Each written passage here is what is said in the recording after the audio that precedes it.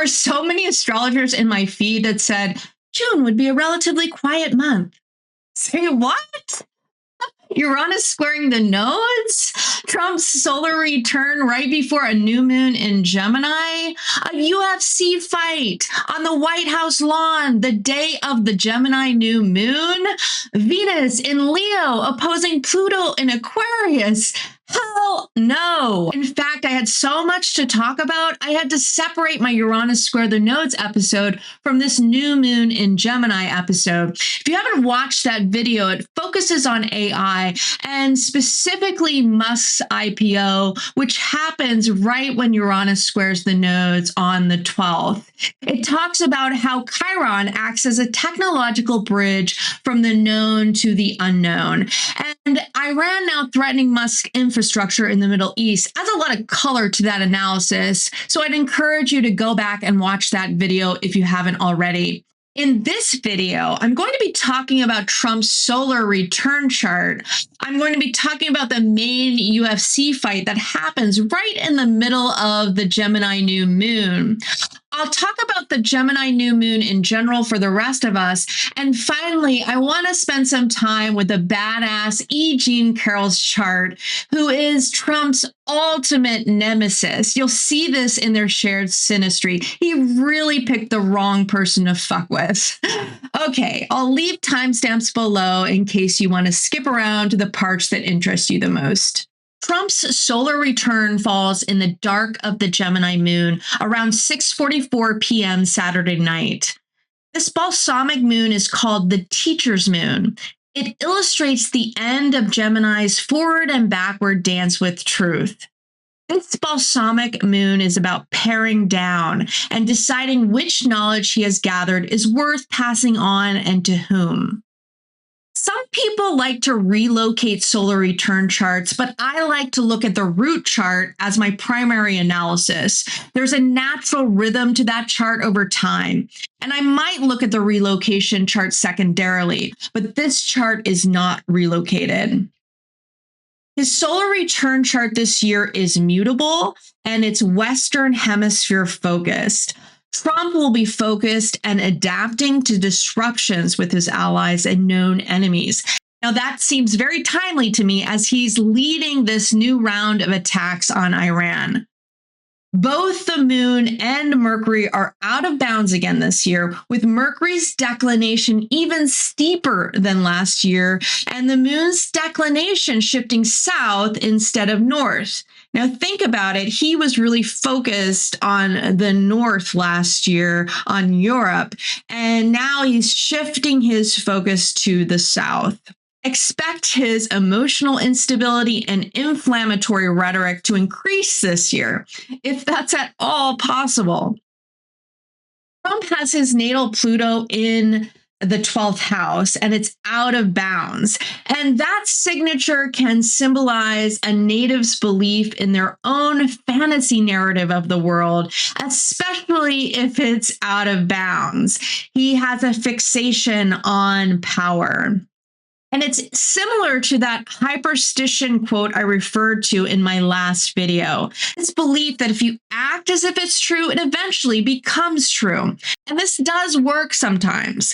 And it most certainly will work if you completely control the prevailing narrative, like a dictator or a ruling class. That's the power of the word, the power of manifesting energy. If you repeat it enough and it's absorbed by the collective, it can eventually come true.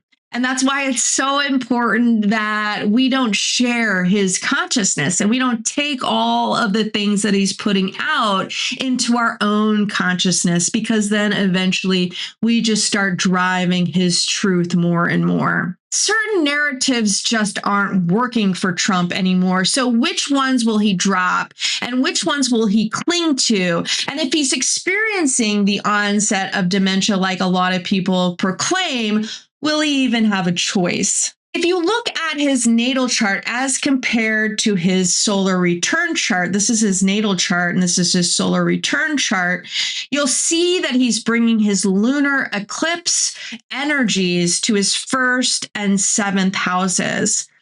The seventh house is not just about relationships. It's often related to the endings of things as the sun dips below the horizon on the cusp of the seventh house. Uranus is right on the descendant. His endings will surely come with a bang, not a whimper. Trump is bringing his 10th house energies to his 6th and 7th houses. The moon in Gemini is separating from Uranus on the descendant and applying to the sun in Gemini. His main focus is likely to be on his relationships, chaos and disruptions, and most likely abrupt endings here. As I'm writing this on late Wednesday, June the 10th, it seems like he is trying to provoke an ending of the Iran conflict with additional attacks. Mercury, ruler of the moon and the 7th house, is in mutual reception in Cancer in the 8th house of debts and financial partnerships. He has Cancer intercepted in his 11th house, and this is part of his chart where he is most challenged.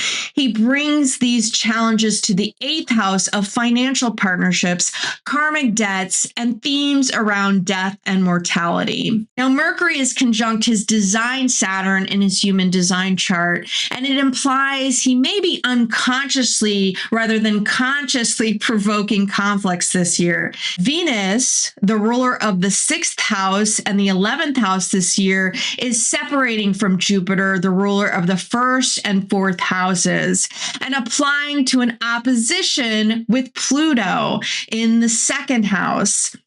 He will likely have to confront both powerful financial and health issues this year.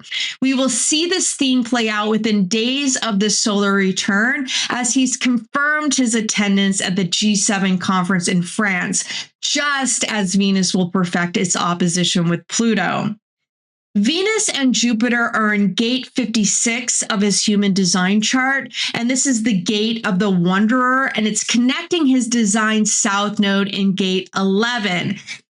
It connects the channel of the seeker in his chart, and it repeats that theme of the teacher, because this is also the channel of the teacher. This placement symbolizes his ability to reach out and attract the alienated, even the alienated that was once his ally and then have become alienated. He can kind of draw back into his orbit.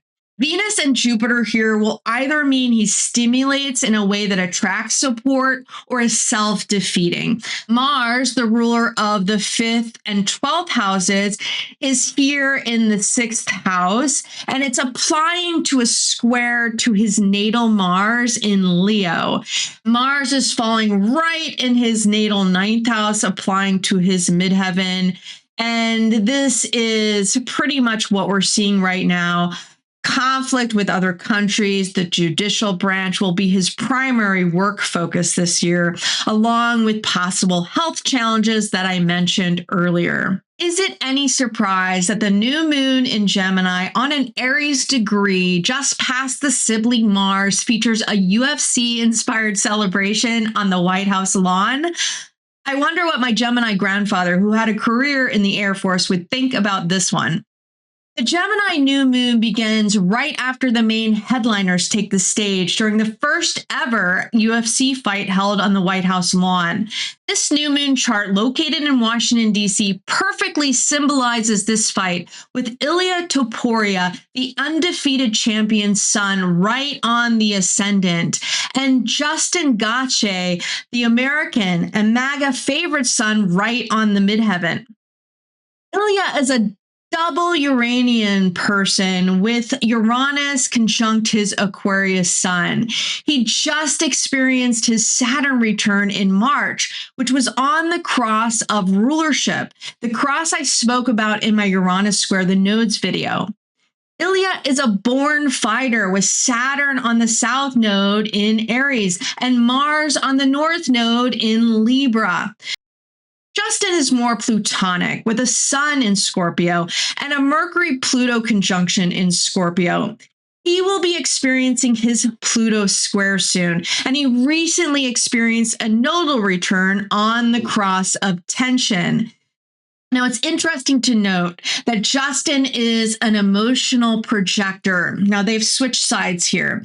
He's an emotional projector. He has a completely open sacral center, and he also has an undefined root center. Now, people who have completely open centers simply take on the other person's energy and mirror it back to them. Now, Ilya connects Justin's sacral with the power of Pluto. And Ilya also puts a lot of pressure on Justin's undefined root with two channels feeding into it, the channel of struggle and the channel of judgment. Now you see that Ilya has a completely open ego center. So he mirrors back Justin's defined ego to him. And it's funny because in a recent interview, Justin was talking smack about Ilya's ego, but it's Justin who has to prove something here, not Ilya. Ilya is basically saying, I don't have to talk smack. I'm just going to destroy you. Now, even though Ilya is the undefeated champion and the betting odds only give Justin a 20% chance of winning this match, I'm guessing that Justin's White House advantage will give him a leg up. Plus, all of that energy that Ilya is giving him, he might mirror it back directly to Ilya and defeat him. However, Neptune is still uncomfortably close to his Mars. It's separating. You see the transit chart is on the middle wheel of this chart. It's separating from his Mars, but it's still uncomfortably close. And Neptune pretty much dissolves any planetary energy it touches. So it might be that he's very listless that day. And, you know, we've been hearing a lot about the weather. UFC fighters normally don't play outside, and it's supposed to be 90 degrees and muggy on a Sunday. So we'll see what happens. For the rest of us, this Gemini new moon is out of bounds in the sun decan of Gemini on an Aries degree. There's a tendency to over-rationalize and think in black and white terms during this new moon. The moon's ruler, Mercury, is in Cancer in mutual reception, which adds an emotional element to the new moon, but in a way that might lead you to make ultimatums and slam the door on a relationship just so you can start something new. So be careful about burning bridges unintentionally. Sometimes we are pushed to our breaking point and need to cut people off who've taken advantage of us. I'll raise my hand as a person who's done this multiple times in my life. My preference as I get older is to end things more consciously, though. So if you're an emotionally defined person like I am, if you feel yourself at a breaking point, take a time out, sleep on it. Once you feel more at peace with your decision to cut things off, you'll be able to communicate the ending much better. That will give you better closure without regret to how you ended things. Collectively, seekers meet with teachers, and we defend our right to individual expression. What house does Gemini fall in your chart? Where does Mercury at 18 degrees of Cancer fall? Do you feel an itch to start something new related to those house placements? For me, it's in my 9th and 10th houses, and I've been dealing with a lot of anxiety around my career lately. It feels like my hard work is just not paying off as much as I'd like it to, and I'm starting to feel like I need to take a different approach. But how do I do that and still remain authentically myself? Uranus is in my 8th house, squaring the nodes in my 5th and 11th houses. How do I do what I enjoy and still make a living? That is a never-ending quest for some of us. Some people are naturals at making money and other people aren't. So what about you? I'd love to hear from you. How are you experiencing this time? Now, finally, let's take a look at E. Jean Carroll's chart. I've been planning on talking about her chart for a couple of weeks now because I was initially invited to talk about her chart on the Lawless Astrology channel, but the timing didn't work out. And here I am writing about it on the day of her cross, the cross of rulership, but it's on the Gemini side. Now, I trust timing. It always seems to flow just right if you don't resist it. You might not think it does, but believe me, it does. E. Jean Carroll is a Sag sun, so we're at the opposition, near where her Saturn in Gemini is. Now, her Sun is right on Trump's south node, and her Saturn is right past his sun. She is one of his Saturn Venuses, the only one who has had the balls to go after him. Now, it's no wonder, since she's also got her Jupiter conjunct his Mars, and a Mars-Uranus conjunction in her chart. He picked the wrong gal to fuck with all those years ago. I'll talk about their synastry in a minute. We don't have her time of birth. A noon chart clocks her as a 3-6 profile, but if she were born a couple of hours later, she'd be a 4-6 profile, which sounds a little more like her life story. It's about repression. Ross says about this cross, the whole thing about the 4-6 here is that when they go up on the roof, they try to eliminate their past. This is their thing. This is their way of trying to save themselves. They try to eliminate their past, so they try to bury all of these things. A New York Times profile of a recent documentary about E. Jean Carroll's experience describes the film as examining this question of why she waited decades to come forward. It says, this film makes a convincing case that she belongs to the silent generation, a cohort of women who were conditioned to endure the predatory behavior of men with a shrug and a smile. I was born in 1943, she explains in the film. We are the chin up, move it on, grin and bear it generation. We didn't complain. It would never even occur to me. We actually smiled about it and moved on. That's how we handled things. And I don't even think you have to go back that far. I was born in 1975, and I feel like my generation had a similar tough it up attitude. Maybe we wouldn't go so far as to keep quiet about such a brutal assault, but we sure did keep quiet about a lot of things. Or we flipped the script and tried to play the power structures to our advantage. Power structures are like that. And you see a lot of people demonizing others who play the game. But ask yourself, why? Why are people blamed for being on the wrong side of the power structure and simply refusing to be subservient to it like you're expected to be? People who are obedient do not like other people who aren't. The people in power will focus the obedient on those who rebel instead of the ones who are abusing their power. Isn't that fucked up when you think about it? The article goes on to say about the director, Meeropol handles this with empathy, showing how laughter served as a desperate shield. She is unapologetic, and so many women will recognize that in themselves. She says via Zoom from her home in Cold Spring, New York, of course, you can try to laugh because it's, wait a minute, what's happening here? I don't want this person to get angry. It makes perfect sense, but it gets so warped by how we talk about these things. She needs her time alone. She's a writer. That's what she loves to do. She likes to be in her cabin with her dogs, drinking her tea, writing or reporting. A lot of what she's had to endure with the trials and all the publicity was very hard for her. That last quote about her is what convinced me that she was born with a Cancer moon. If she was born earlier than 12 p.m., she might have been a Gemini moon. Let's dive into her chart more specifically. She has both Mercury and Mars out of bounds, and her Mars conjunct Uranus in early Gemini trines her south node in Aquarius and sextiles her north node in Leo. This conjunction contributed to her acrobatic talent as a college cheerleader. It also made her uniquely talented at the gonzo-style journalism she helped popularize. She is described as feisty, and she played in male arenas, becoming the first female contributing editor at Playboy magazine. This conjunction is described as an urge for freedom and independence and for paving new ground. She hosted her own cable TV show and even wrote for one season of Saturday Night Live.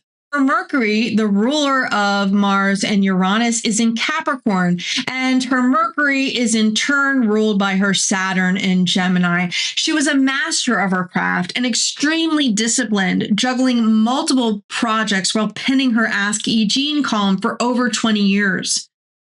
Her Mercury in Capricorn also contributed to her brutal frankness, which is what made her so popular as an advice columnist. Now, let's finally look at Trump and E. Jean Carroll's charts in Synastry.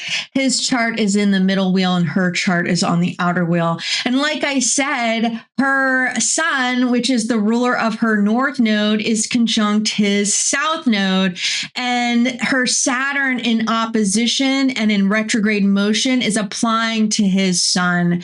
And she's his karma, basically coming back to haunt him at this climactic moment in his life. Now, if you remember in the time of Me Too, and when Trump won the first nomination, she wrote an essay for The Cut, which turned into a book. In it, she describes her hideous men list, 21 altogether.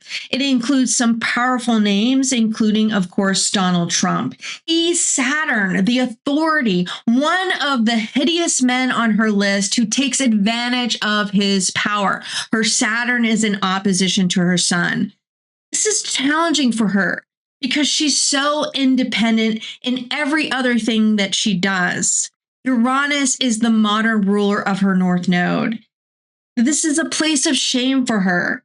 She hides it for too long. Now, Venus is in Scorpio in square to her nodes. So you can see the sexual violence that pushes her back and forth between her nodes. But eventually she is supposed to embrace the power of Pluto and really embrace the power of her Sag sun to come forward in courage. And she is here to face all of her abusers, especially the one that holds ultimate power. Her Jupiter is conjunct his Mars.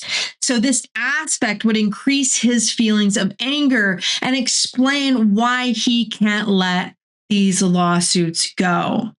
And you see also she has Mercury in Capricorn opposing his Mercury in Cancer. So she's going to confront him and she might be his downfall. Like I mentioned, she is the wrong person for him to fuck with. At least I hope that's the story we will see as he's going after her with his power of his attorneys behind him. And he has kind of the Supreme Court in his pocket. I think that she'll defeat him. I hope I see that playing out in their Synastry, but who knows? I can't predict the future and I'm just going to wait and see. But that's my hope. Okay, that's it for me. I think I'm going to be taking a longer break after this session. I'm going to New York City to visit my mother-in-law who has been sick. So I hope everybody survives this time. But I'm hoping to be back with a presentation about the solar return of the United States. July is definitely going to be more intense than June, if you can imagine that.